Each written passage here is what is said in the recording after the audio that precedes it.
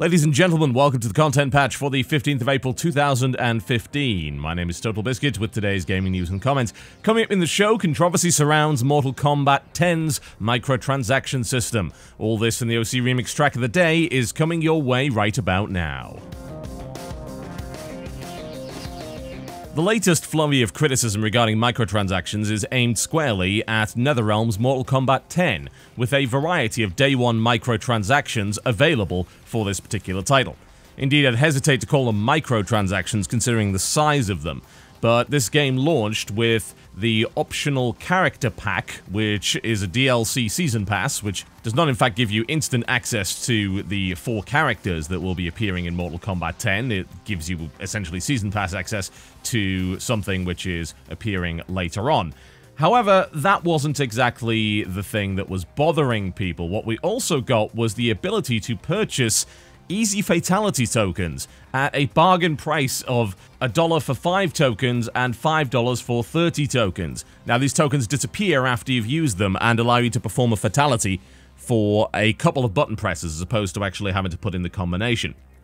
They also added in a skin for Sub-Zero, as well as a $20 option to unlock all crypt items. These include things like alternate skins, concept art, and, interestingly enough, easy fatality tokens.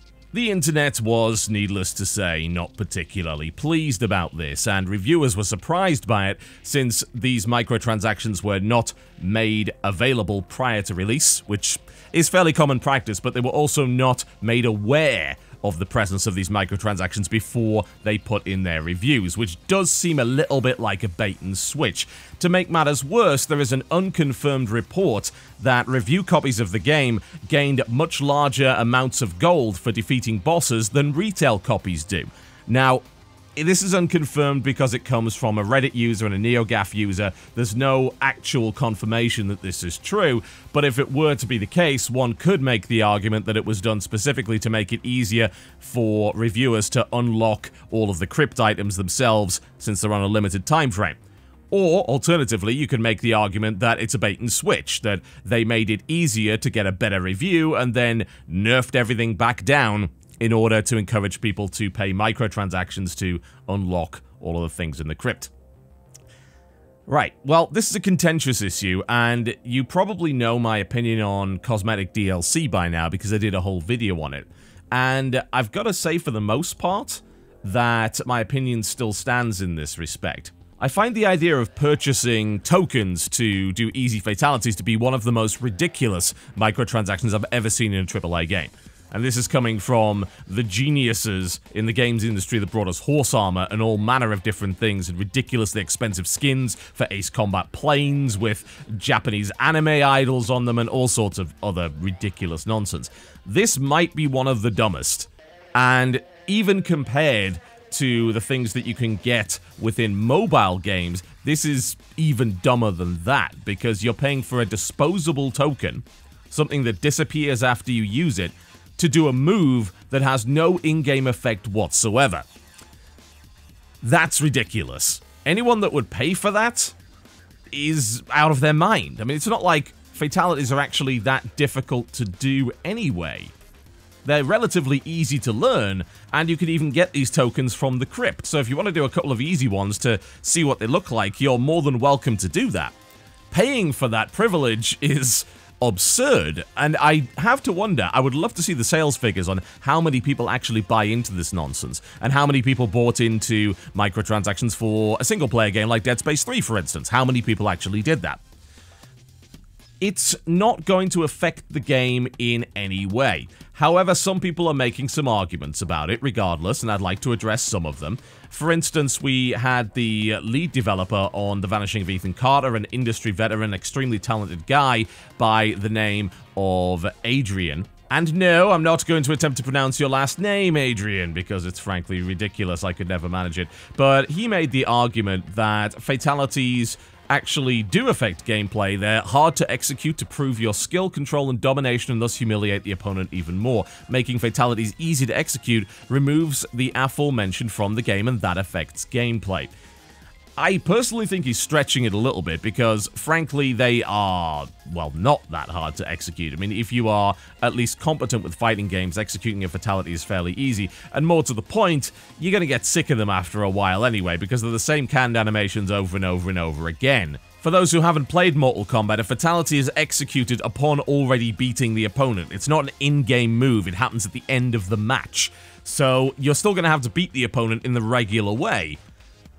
I personally don't agree with Adrian's assessment of it, but there are others that say, look, it just detracts from the game experience, it detracts from the nostalgia that fatalities are kind of reliant on. I mean, the idea that fatalities still exist in 2015 is very much a throwback. No other game really does it, and it's a cornerstone, a signature piece of the Mortal Kombat franchise, and that's it.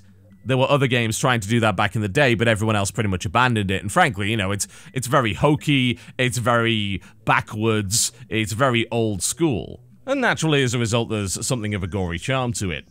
So I can see that people would have a nostalgic attraction to it and a particular affection for the way that fatalities are supposed to work and what fatalities represent. And I think that's what is upsetting some people. The idea that back in the day, fatalities were secret, you had to figure them out, and being able to pull off a fatality against someone was a big deal. Now, it's not so much. I mean, we see all the fatalities before the game even comes out, there's tutorials as to how to do them. I certainly think they've lost their charm to some degree, but I can see where people are coming from. The other argument seems to be that people are just frankly sick of ridiculous microtransactions and they leave a bad taste in their mouth. That I have to agree with.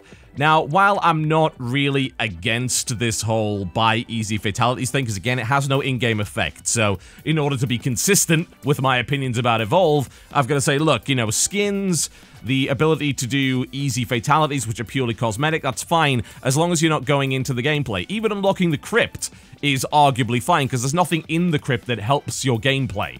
It's all a bunch of optional cosmetic stuff.